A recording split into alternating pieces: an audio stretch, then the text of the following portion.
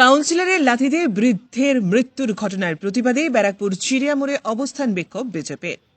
চিড়িয়ামোড়ের গান্ধী মূর্তির পাদদেশে বসে পড়ে আজ বিক্ষোভ দেখান প্রাক্তন সাংসদ অর্জুন সিং, প্রাক্তন বিধায়ক শিলভদ্র দত্ত, বিজেপির জেলা সভাপতি তাপস ঘোষ সহ অসংখ্য নেতৃত্ববৃন্দ। গতকাল উত্তর ব্যারাকপুর পুরসভার 23 নম্বর ওয়ার্ডের তৃণমূল কাউন্সিলর রবীন্দ্রনাথ ভট্টাচার্যের লাথিতে 81 বছর বয়সী তুলসী চরণ অধিকারী বলে এক বৃদ্ধের মৃত্যু হয়।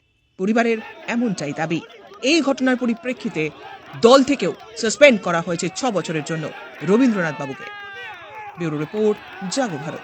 কোন হলো কোন পার্থভৌমিক জবাব দাও, এই পীড়িত করা লোকের কোন হলো কেন পার্থভৌমিক জবাব দাও।